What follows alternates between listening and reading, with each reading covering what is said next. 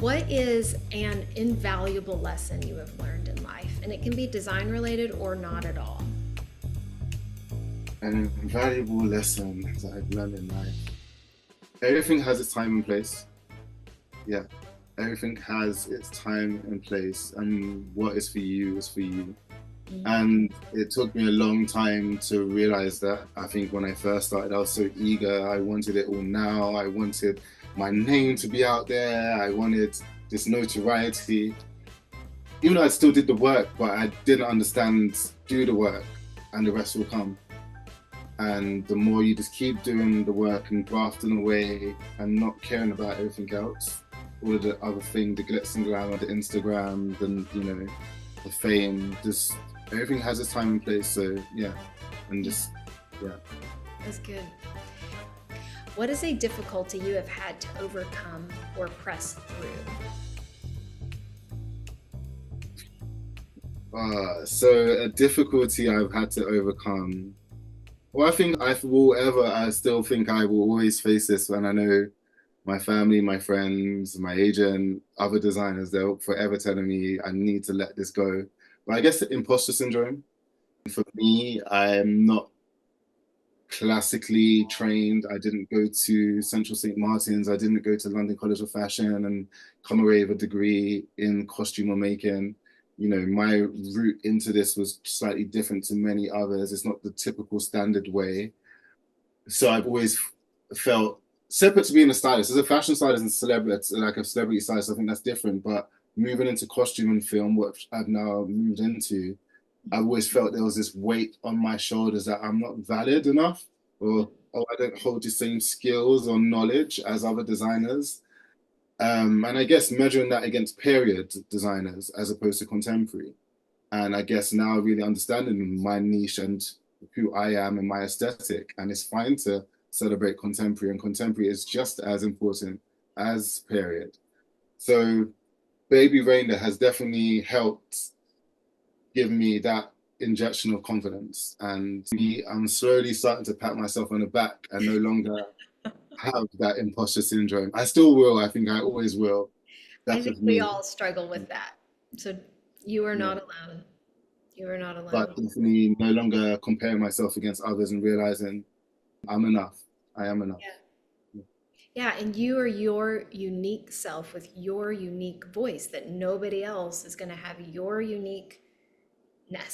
They have their uniqueness. But like we all have our own uh, view, our own stories, our own past that we've come from. And so your voice is needed and shouldn't feel like an imposter. But I Thank totally you. understand because we've all been there. Okay.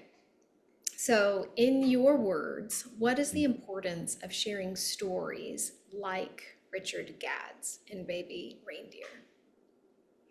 Oh, in my words, yeah, the importance of it. I think it's to be your true self is one of the greatest things. And I'm an open book myself. I think sometimes I share too much, and I'm always cautious. I'm Same. always told of by friends and family, oh, the whole world don't need to know everything. Yeah, But right. I don't think there's no wrong, and I never think there's anything wrong with that. I think it's always from a sincere place and a true place. You don't realize sometimes the impact that you have by sharing your trauma, you're sharing your good times, your bad times, whatever experiences you've been through that you're able to share, and with that, what that can also do for another. Yeah. But to, these true stories, a true story like what Richard has shared with the world, I guess, educates people, it inspires people, it motivates people. So from there, you take the good and the bad. There's so many things that can come from that. But ultimately, again, allowing someone to bear their true self without any judgment, without any no more demons in themselves is a powerful thing. And I commend Richard on every level. And alongside that, him also giving us as HODs the free reign to create his story and never being somewhat micromanaged or told too much as to it has to be like this, or do you know what I mean? He did give us that space to allow to create and collaborate alongside him. And that was I'm very grateful for that as well. Oh, that's great. A good word. Okay. Today's guest comes from designing costumes for commercials and music videos, as well as being a personal stylist. He was recently nominated for Outstanding Contemporary Costumes for a Limited or Anthology Series or Movie for 2024 for his designs specifically for episode 4, but of the series Baby Reindeer. Welcome to the show, Mekel Bailey. Thank you for having me. Thank you. Mekel, I'm so excited that you're here. Are you sitting in England right now? I am. I'm sitting in London in my living room at home. So yeah, I'm in England. Yeah. Well, you're just a little plane ride or ferry ride to the Olympics. Are you gonna do it or no? I would love to, but I would love to. I'm rooting from London. I'm rooting for There you England, go. for USA as well. Yes. Well, Great Britain's doing well as well. They've been fun to root for. Okay, so I'm going to go back and ask you, what did your parents or guardians do for a living growing up, and what were you like as a kid? Oh, that's an interesting question. So my mom actually, she worked as a classroom learning assistant. So she worked in my primary school where I kind of went to school. So she used to work alongside kids with disabilities or learning difficulties and would kind of mentor or help these kids through their reading, their maths, etc. So that's what my mum did. Yeah, so that's where my kind of growing up was kind of nurtured. Yeah. Wow, that is such an admirable line of work. But yeah, I don't actually think of it in that way. When I actually say that back to myself, I'm actually thinking of it. It was, yeah. But my mom did many other things alongside that. But yeah, that was her main thing as a child. Yeah. Yeah, that's great. I know that that must require an exuberant amount of patience. Yeah. So that's really incredible and something so loving to give back to others. So that's very cool. So what were you like as a kid? What did you get yourself into? I I was a creative kid. I was the performing arts kid. I from a very, very young age, from as young as 5. I remember always being either in the Christmas plays at school, being, Jesus playing, no, not Jesus, playing Joseph, sorry, in the Nativity. Then I started like drama classes or weekend classes of performing arts on a Saturday. And then it kind of escalated from that, really. I was a very mummy's boy as well. I was very attached to my mum. There's nothing wrong with that. Nothing, I have a nothing. son, and so I'm like, yes. But yeah, I was I was a confident child, still shy in certain ways, but no, it's yeah, that was my kind of childhood. But from a very young age, very new, I was somewhat amazed or encapsulated by performance. And like, I remember always think performance and how I could bring something to life. Yeah. And so yeah, there was this budding young creator from a very young age. Oh, that's great. Was there a show that you saw as a child or a film that you saw as a child that like helped spark that interest in you? Yes, so I guess it's quite so funny is to say this because they actually did the remake many years later, very recently, but Sister Act 2. So that film with Whoopi Goldberg and Lauryn Hill as a child, so I would have been like 6 or 7 when I think that came out, and I just remember just the first time seeing it. I've watched that film probably a million times. I know it word for word, and just I think that yeah fused so much in me Yeah. as to I want to be on stage, I want to perform, I want to tell a story. As opposed to costume, then it was more I want to be an actor, then I want to be on, Yeah. I want to be a performer. But definitely, Sister Act 2 was one thing, and then in a separate way, like looking at I guess music videos like Janet Jackson and Michael Jackson. So back then, to me, so music videos like Scream would very just inspire me as to what you could do visually in terms of creativity. Like yeah, so yeah. Oh, that's awesome. And that's really cool that you then also have designed for music videos. Yes, I've actually done nearly 100 music videos that not many people know. Obviously, not all of them are on my portfolio, but no, over the years from when I started off at 19 and I'm now 35. But yeah, I've worked on or with over nearly 100 music videos. Some long, some short. But yeah, music videos was my first kind of love. That was my first thing, even like from my first job myself as Yeah. a child performer. I was an extra in the Bush music video Swallow. So I was 5 years old, yeah, in that music video, my brother. So yeah, that was my first love, music videos. And then when I was 19, I started as a runner and on set as a music video standby, stop starting the CD, pack the van every day. And that just gave me the whole kind of, wow, this is another world. Yeah. Okay, so you have a pinch yourself moment, which we're going to get to later. But for music videos, what was the moment that you're like, oh my gosh, I cannot believe I'm doing music videos since you had such a love for them through Michael Jackson and Janet Jackson music videos? That is a very, do you know what? So I was working with an artist called Kelly Rowland, so from Destiny Child, and we shot one of her music videos in Paris. And I remember, so we were working in London for the X Factor, but then she took us to Paris, me and the other stylist, we worked as a duo. And that was a very pinch me moment. I'm like, is this actually happening? That like, firstly, I'm working with Kelly Rowland. And then on top of that, she's taking us to Paris to shoot a music video. That was a very pinch me moment at like 20, 21 years old. I Oh was my like, goodness. wow, yeah. So That is, that was a dream come true. yeah, at 21. That's amazing. Right. And it Yeah. takes a lot of uh, character, and I mean that like as in who you are kind of character, to be able to take on something like that at the young age of 21. It kind of Yeah. shows a little bit of your proper work ethic, I would say. Yeah, and looking back, sometimes I'm like, people are like, how do you do that so young? And sometimes I'm like, I don't even know myself. But no, definitely it was, I guess, a lot of work ethic and Yeah. drive, character, and those kind of things, alongside, of course, the skill set of finding amazing clothes.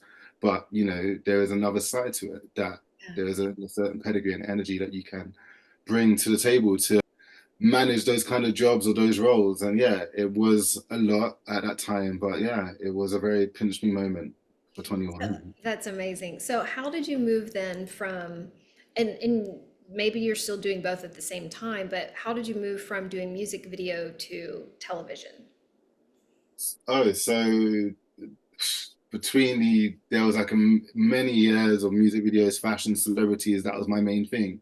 And then I kind of, around 2016, that was the year 2017, I kind of took a step back, Mm. worked in a different way, worked in-house for a talent development company.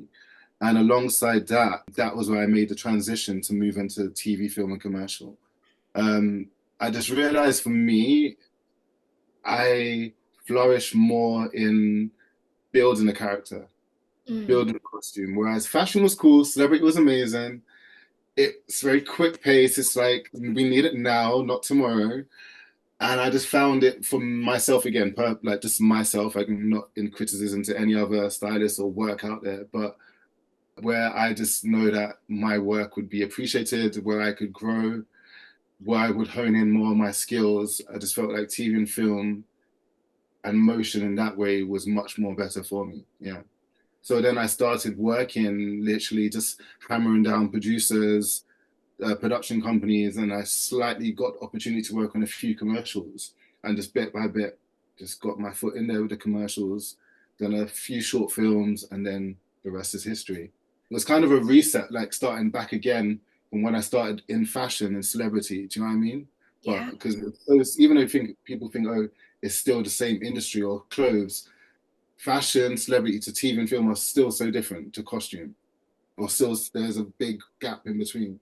Yeah. Tell us about the process on how your name got attached with the being the costume designer for Baby Reindeer. What was that phone call like? What was that interview process like? Walk us through that. Oh God. So Baby Rain, let's go back to 2021. No, 2022. I call it my Jesus year because I was 33. Apparently, when you turn 33, that's your Jesus year. Yeah, yeah. I I remember my remember, 33 and I felt the same way. I was like, okay, right? this is There you my, go. Good things happen to you, right? that's right. Yeah. So I was on a job. I was in a film, working on a feature film, Some Motherhood at the time. And I remember the February, my agent sent me the script. She's like, I think this is the next big thing. I was like, okay, cool. Started reading the script straight away. I was like, love, love, love. Let's help me make this interview happen. Had the interview, and straight away, I just remember with Matthew Miller, one of the producers, just hit it off straight away. There was just something there. and they loved my boards, they loved my ideas. Then it was between February and March, it was about 6 interviews.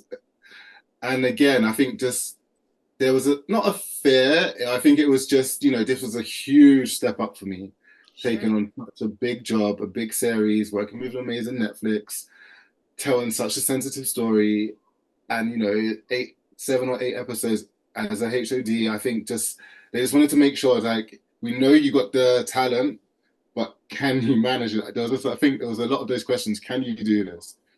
So after 6 or 7 interviews, my agent didn't tell me anything. And then the same year, I was also nominated for an Arrow Award, and it all happened on my birthday on the 31st of March. So being nominated, the award ceremony, turning 33. So halfway through the night, my agent turns to me and she's like, guess what? You got the job. And I literally, like, yeah, it was one of those nights where I'm like, this is like a Disney moment. Wow. Um, Sadly, I didn't win the award, but hey, Baby Reindeer was the award. And yeah, that's how I found out.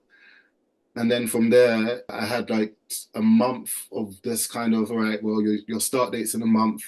Just get yourself mentally prepared for this.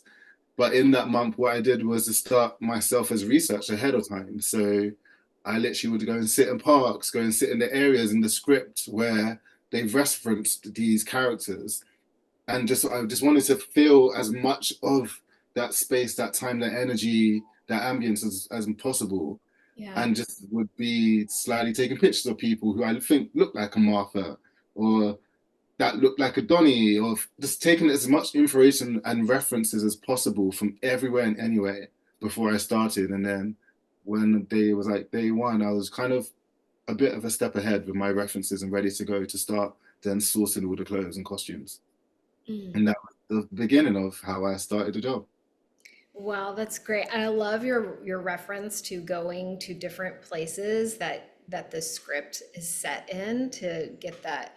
I call it, and I didn't coin the phrase, probably Julia Cameron from The Artist Way did, but like to fill that artist well and just to fill it to where like when you are ready to design, it's already there because your well is filled.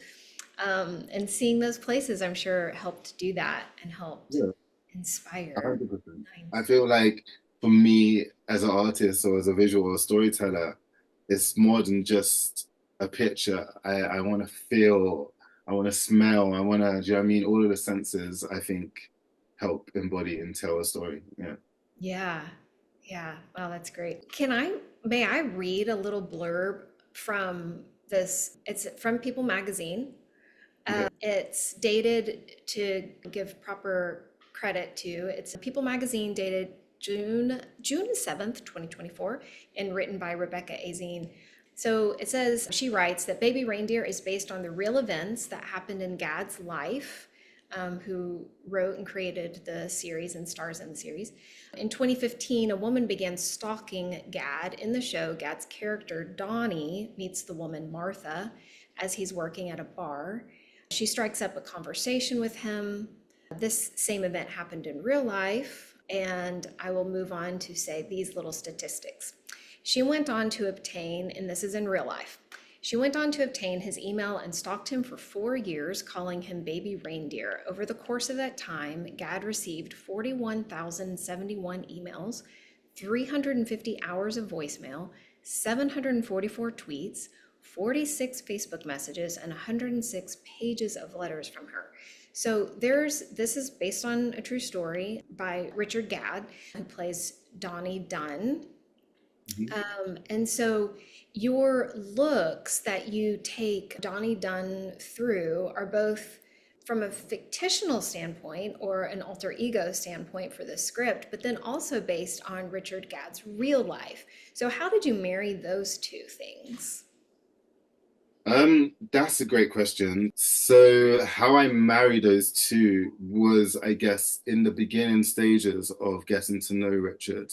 We had a couple meetings, me and him getting to know each other, me getting to know him getting to know me, talking about the story, the script, the costume. And I feel in those spaces, him sharing certain references with me, him sharing a bit of information or backstory to understand the real Richard. And Mm, then me then coming up with my ideas from the script as to creating Donnie, that's where that kind of, you know, the little mixing potions all kind Yeah. of started bubbling away. Yeah. And then, so he is a stand-up comic. And so, talk us through some of your favorite looks for him and how you arrived to those looks. Like, in particular, we have to talk about the plaid suit. You have to bring that one up. But if there's other ones too, like the, the fish kind of leotard, and kind of talk to us about his journey. Um, I guess it's more fish scales. It's not a fish leotard. It's Yeah, more yeah, like yeah. sparkly scales. Um, Talk to yeah, us about so his looks. Richard's costume, well, Donnie's costume, should I say, there's it's like you can look at it two ways because there's this, it's very simple, but then they're so effective as well. So let's talk about the polos and the t-shirts first. So when he's in the pub, you get the reds, the different shades of the reds, the burgundies, and you get the greens, the dark greens, the bottle greens, very washed out, just a typical lad, you know, geezer. I'm a fella, that man who wants to be a man to the rest of the boys, but really inside, he's so in tune with himself. He's Mm, so expressive. He's a creative at heart. He's, you know, he's in touch with his feminine side, but all of those things are what you're not meant to be as a man. So when mm, he's at work, he puts on this armory with the collar buttoned up, you know what I mean, trying to be like the boys. Then yeah. when we're outside of these spaces, you constantly see either him being his true self when he's with Terry, who plays by Nava. So he's in the brighter forms of the check shirts. He's always a bit more color there whenever he's with her. But then as soon as he's with either Martha or he's hiding from Martha or he's in those darker spaces, you see the colors washed out of the shirts and Mm, it's a bit more of the sucked out reds and the yeah. sucked out greens and very, you know, diluted the colors there. And then we have his classic kind of black hoodie or these gray hoodies that he always has. Again, these are his shell, these armors to be not seen but seen. And that's kind of his kind of basic day-to-day wardrobe costume. Then you also see when he's with his mother or he goes to see his family, we play more into these warmer jumpers and these more snuggly kind of knits because again it's like a womb, so he's gone home to be protected. And then you also see then the shirt, I mean the suit. So the suit is amazing. So that was all made by amazing pattern cutters and makers.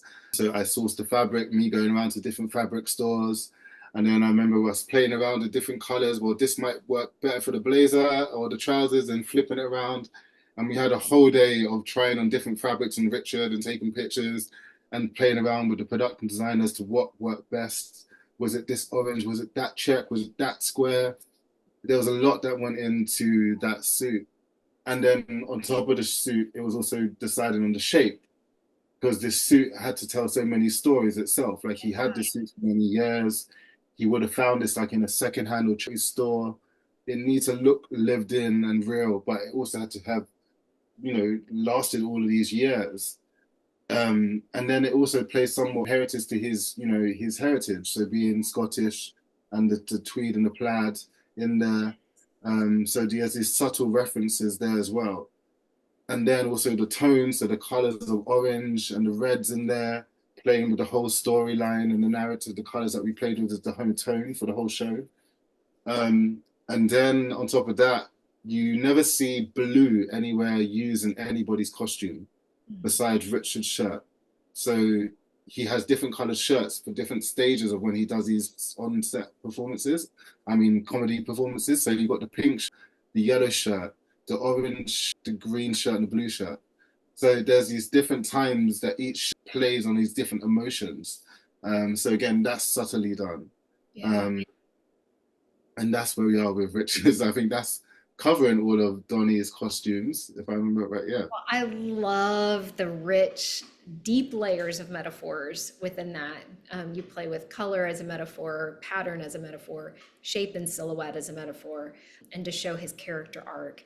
That's really beautiful. Now, do you mind diving into a little bit of Martha's looks? Because I cannot believe like her looks have become this cultural phenomenon. People are like looking up her looks to like try to like thrift her style. So tell us a little bit about that.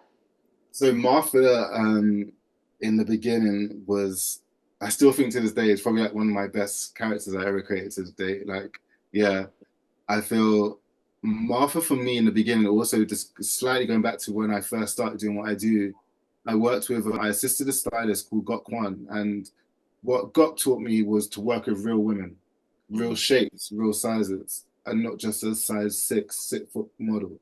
And I think knowing that from my very informative years, and learning early years, to still hold on to those work ethics of that carried and helped me with this project.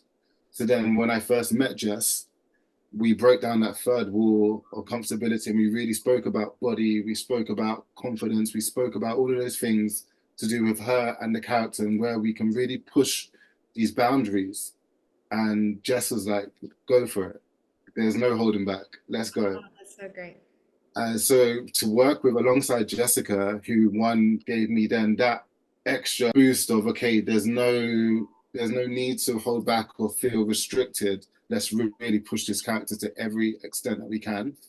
That gave me the free reign, I think, to also make Martha who she became.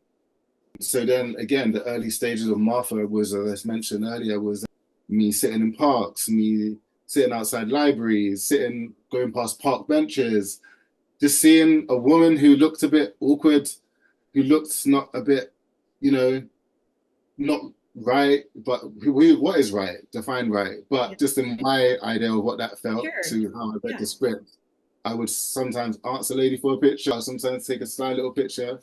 I somewhat feel like in my own way, I became a bit of a stalker myself, like character stalking. All of that, I started to put into PDFs and just, collate all of these images. Then I started with TV shows and films. And then there was also my head teacher in secondary school. She had a wild story with what happened with stealing money from the treasury. And there was these cool references I remember in the papers of her when she was in court. And I remember I was like showing it to Petra from Clerkenwell. And they were like, this is great references for like the court scenes and stuff like that. So again, marrying all of that together, we was ready to go. Then we had the big tone meeting with Netflix and production and deciding on the colors. And then once that was then in concrete, I was like, let's go. But the only way to do Martha for me was charity shopping. There's no other way to get those real nuances in the clothes, those little tears, those little snags, those bubbles. None of that would come from buying something brand new off of a rack in a shop. So it was a trial and error of going postcode to postcode, different parts of London, week by week, day by day, week by week. And I had such a prolonged prep, so it gave me that extra time to really hone in on that. And some days it would be good days that I'd be like, oh my God, I got all of this stuff, yay. And other days I'd walk in and there'll be nothing there, or just one item. But sometimes I even built great relationships with the stores. I told them, look, I'm working on this cool project.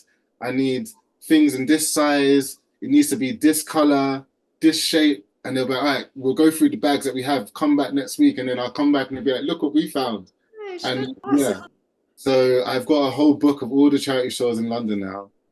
And then that was me. That was the process of building Martha. Um, then having it all in one room, breaking it down to tops, pants, skirts.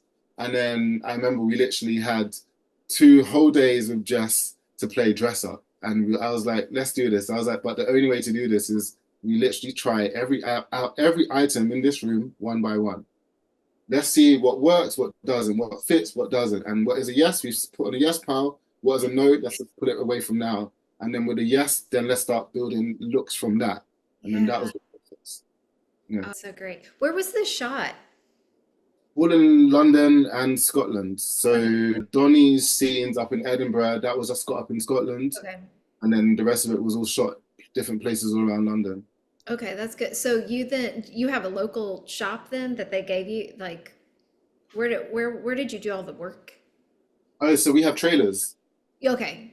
Yeah, so our traders, and then we have different unit basis, so different locations. So sometimes we'd be at one location for one day, and then other times we'd be at one location for 2 months. So every time we moved these trailers, Okay. we would be parked up in like in a close vicinity, and then on those weeks, I'll just prep or like go to different charity shops close by to those areas as well. Yeah. Yeah, gotcha. That's great. Okay, on your Instagram, you have a picture. I'm big on my Instagram. Now, it's Yeah. going to sound like I did some stalking, but I just did research. Yeah. On your Yeah. Instagram, you have a picture of this plaid suit that we've been talking about that Donnie Dunn wears, the character Donnie Dunn wears, and it's on a mannequin. And it's Yes. next to the gentleman costumes and the last Airbender costumes. Both designers have been on the show. Um, Amazing. and your post reads, "Can someone pinch me and wake me up?" What was it like to have your work chosen to be on display and for you to see it?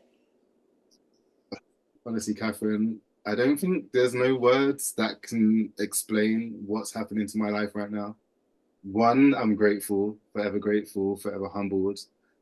I'm getting goosebumps talking about this. It's all right. I tell you, sometimes I get weepy Yeah. even just talking about it. I'm like, it's Yeah. just so it's amazing to see someone's dream coming true. I'm very thankful to my team because again, it wasn't just me. So yeah, I know seem to get all the glory from this, all these interviews and all of this stuff, but there was a team who did all that as well with me. So thankful to them. But yeah, waking up that morning, first thing was calling my mom, then calling my agent, and then just jumping around my bedroom, screaming and shouting, and like, it still doesn't feel real. I don't think it will ever feel real, but I'm happy. It's incredible to think making Baby Reindeer. I definitely knew walking away from that I gave more, 110%. That's Every day I gave more than I know I should. yeah, But for me, it was going that extra step because I was so invested in that. Do you know what I mean? yeah, And to know that Clerkenwell Netflix took a chance on me, as they say, or took a risk, and it somewhat turned out right. And I'm just very, very, very grateful that, just humbled, very humbled, yeah. and excited for what's to come in the future, to keep working and just know that this has really put a lot of eyes on my work and a lot of hopefully giving me the opportunity to keep working. Yeah. Yeah, that's great. Yeah. That's really good. Thank you for sharing that. Yeah. Okay, Mikhail, I have, I feel like I didn't like say the right thing there. I was like, oh my gosh, yes, you yeah, did. Anything just like from the heart and just kind of letting us into, just what it's like. I love hearing stories of people's dreams coming true because it's inspiring. Like it kind of goes back to you talking about Sister Act. Like that's such a feel-good movie. It's like something that like brings light and love. And so when you get to share your testimony of what something has meant to you, I think it's definitely a pay it forward kind of, it's like a encouragement thing yeah.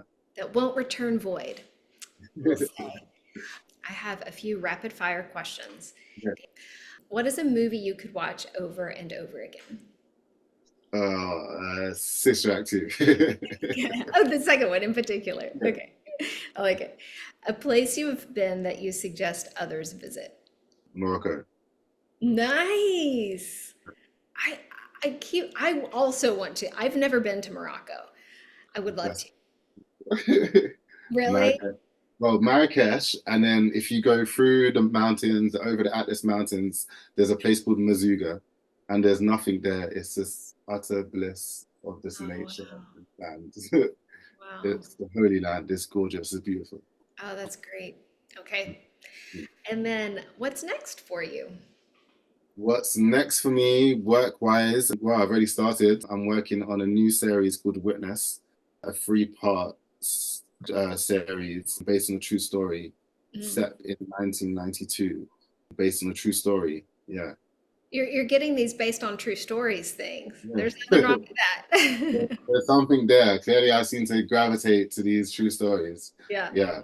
So I've actually started. I'm on my first week, but first week of just research and prep, and then I start filming in September. Yeah. Oh my goodness. Well, you are now officially snowballing. So this is fantastic. Yes. Good for Yeah. you. Thank you so much, Catherine. As I close out, I want to encourage you that although everything you're doing, this literally is coming to me. I've not said this to anybody on any of my shows, I mean, on any of the interviews. But it's coming to me that I want to encourage you that though everything you're doing is so amazing, and you should not struggle with imposter syndrome, though it will continue to come, you'll have to rebuke it. But to also just receive that it still is not your identity. It is still, you can be who you are if you pivoted and did something completely different. Because I think in this world, we struggle so much with what we're doing as being who we are. And they're actually totally separate things. And so I just want to encourage you on that as you are catapulting into this fast-moving career, and just encourage you on that. Thank you so much. Thank you for being on the show today. Thank you for your pivot, and thank you for having to pivot with me and me not being able to do it yesterday. No, thank you for having the time and making the space for me. Thank you so much, Catherine. Thank you. And have a great rest of all of your interviews you've got. Yeah, I will. All right. The best. Bye. Bye.